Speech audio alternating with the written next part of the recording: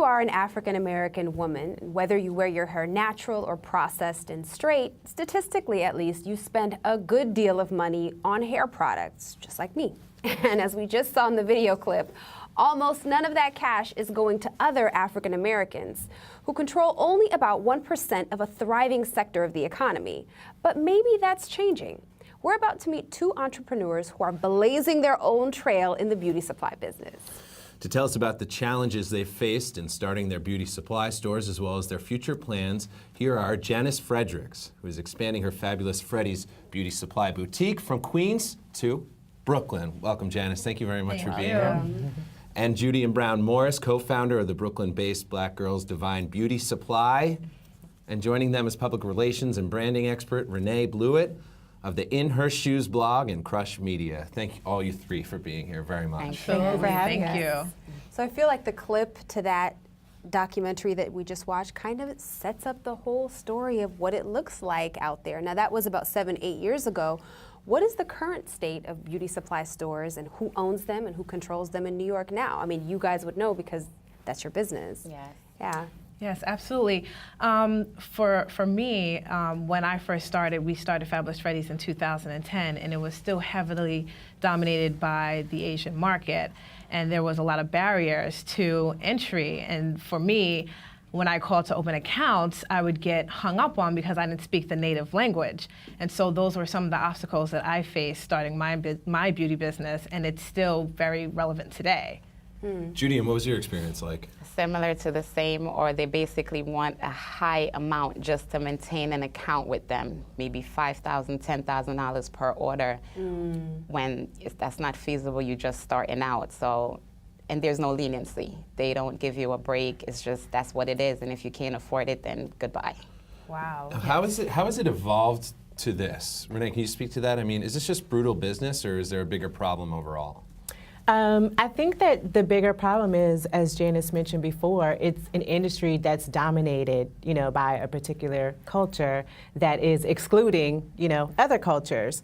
So, I really applaud the work that these two women are doing. They are kind of opening doors and showing other young Black women that we can own, businesses in this part of the industry. I think that, the beauty industry, you have a lot of Black women who are opening they have nail salons, they have hair care brands, but we don't often think about the beauty supply stores, which is, these are the businesses that are right in our community, servicing us every day. Every day, and sometimes if you're like me, and I'm sure you ladies know, your bathroom looks like a beauty supply store as well. So let's talk about the big box stores just really quickly.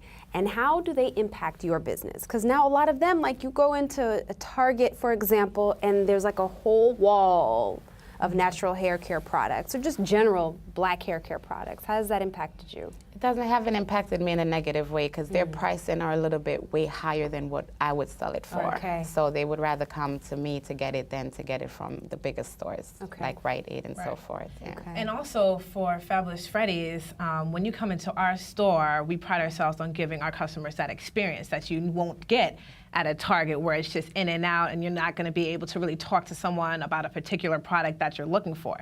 Here, my staff, we have a love and passion for hair. So when you come in, we can have conversations, we can share our own hair journey with you. And so that experience by itself, you will not get that in Target. Nope. Yeah, Judy, and you have a salon as well in your beauty supply store. How unique is that? I mean, what goes into all that? It works perfectly because I am so experienced in all the products. So whatever you want, I can tell you what's good and what's not good for your hair. So not that only I do your hair, I also sell the products there to make you comfortable. So, and like as a licensed beautician, my sister and I, who opened it, are very, very experienced into hair. So there's never a bad choice. There's just never a bad choice because we basically give you all the correct education for your hair and teaches you even just to use the simplest thing as a rod.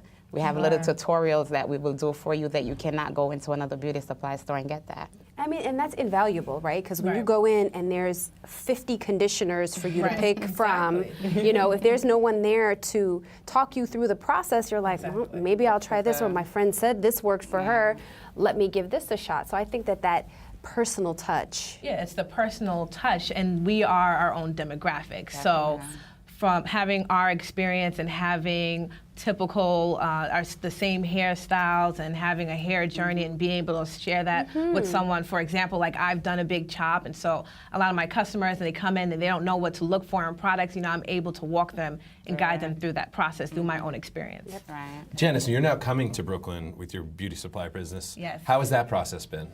Well, the process so far has been seamless for me because this is my second time going into it. But just getting into a different borough and meeting a lot of the Brooklyn natives and getting involved in the community is very exciting for me. A lot of our customers come from the Brooklyn area, so it just made perfect sense for us to open our second location in Brooklyn. Okay. So Renee, I'd like to talk to you, or I'd like you to address really about how there are so many other spaces for Black women to get into in terms of the beauty world, and that some of your clients are even into, outside of just buy this conditioner kind of thing. Absolutely. Well, the clients that I service are mostly in the hair care space, but they're with this kind of emergence of the popularity of Black women in beauty, there are so many opportunities that women are creating. For example, there's a woman in Atlanta who has created a business called Curlbox that is a subscription-based business. It's a box. So instead of spending $30, $20 on this conditioner that may not work for you, every month you get this amazing box of trial-size products, and then you can make the decision on, does this work for me? And you're spending your money wisely, because we invest so much. And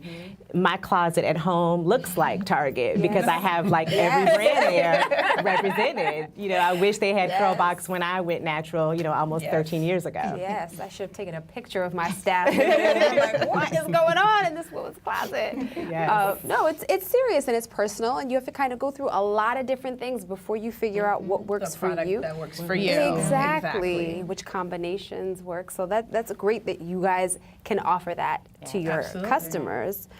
So let's talk about how it's only 1% of people who look like you who are selling these products. Yeah, how have those odds affected you as business owners? Yeah. You want to go ahead? Well, those odds, when I initially did my research, was what propelled me to even forge ahead with this business, just to know that I would be a pioneer in such a huge movement in an industry that was created by an African-American woman, and to see where it is now with the numbers was shocking. And so that became the fuel to my fire to really go ahead and open this business. And that is what continues to fuel me to open the second business and franchise, is because really we need to have owners that look like us and can identify with us, and they're not just there just to make a dollar. Like, this is really our passion. Definitely. And how about you, Judy-Ann? Well, it's the same. I didn't even know the statistics was that low. I didn't even know where to start to get products from, but research and computer and doing all this stuff and going into their stores and writing stuff down. We did everything we could to get there. So at the end of the day, it was just refreshing to know that it's only 1%, and we're a part of that 1%. Absolutely. So it's time for it to be back to 80 to 100%, because this is our business, and we need to take it back over. Because I've had Koreans come in my place and tell me this is not my type of business. So this, I'm sorry? we need to take this back over, because we are on the products, we are using the products. So it needs to be 80% instead of 1. I agree with that. So how do we get more people in ownership positions? I mean, How can we start going about doing that? yeah. Well, I mean, I feel like it definitely starts by supporting a Black-owned beauty supply store. Fabulous Freddy's, we created an Indiegogo campaign to actually expand into Brooklyn, and that campaign is twofold. So it gives African Americans the opportunity to support a movement to reclaim the industry, and it also gives them the opportunities to support a Black business and the expansion into Brooklyn. So that campaign is there for anyone nationwide that can say, I feel this movement, I agree, the story resonates with me, let me donate $1, $15, because I want to see this happen. What do you want to tell us about the event you have coming up, Janice? Yes, so we are having a Beauty Day fundraiser event at my store March 22nd. It's from 2 to 4 p.m. and it's going to be a time for all our hair enthusiasts to come out and really share in my story and mingle with other influential women in the beauty industry and really help raise the funds for the Indiegogo campaign. Okay, now speaking of influential women in the hair care industry, Renee, you and I were talking a bit off camera about how in the natural space that a lot of those businesses are owned by Black women, right? Absolutely, and I've had the pleasure of working with quite a few brands that are owned by Black women. I'm currently working with Eden Body Works, which is a natural hair care brand. It is sold in beauty supply stores, but also in the mass retailers. This brand was launched by a 13-year-old who had some hair damage and decided, I am going to do something about this, created this line. I've also worked with Tropic Isle Living, which is based in Atlanta. I've worked with Oyen Handmade, Karen's Body Beautiful, I Know Essentials. These are all lines that are created for us and by us that we absolutely have to support. Yes. Okay. Judy, and what do you want to tell us about your beauty supply store in Brooklyn? Where can people find it? And We are located 3904 East Church Avenue, but it's in a plaza, so we're basically on East 39th Street between Church and Snyder.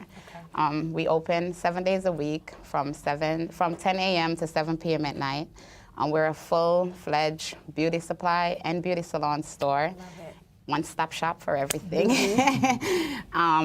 We also cater for all types of hair, from little babies, 2-year-old, straight back up to the oldest person. So we're definitely there, and we're here to stay, and we would love for other people to consider. And what I think that would help you to start is having the love and the ambition to want to make a change and want to make a difference. Once you have that love and ambition, definitely everything else will start falling into place. And when your customers know it, because I know it when someone cares and when they don't. Yes. You know, you can feel. I don't care if it's getting your eyebrows done, getting your hair done. Although I love the fact that you could do my hair and be like, so buy this. Yes. That will keep you shiny. Then condition with this in a week. So I love that. But also, the same question for you: how can people find out more about what you're doing, your event, everything?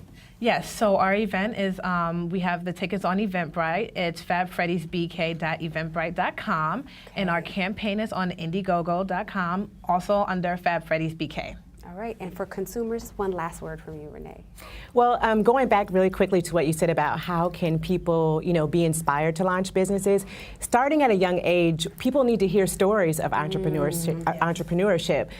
Some of us grew up in homes where our parents worked for other people, and we didn't see that. My blog, In Her Shoes, is all about fly female entrepreneurs. I'm sharing the stories of how these women launched brands, their successes, their failures, and really hoping to inspire people to do the same. It's inhershoesblog.com. I know it well. Thank you so much, everybody, for joining us on BK Live. We appreciate you. Yeah. And best of luck to everything that you're working on. Thank you. Thank you.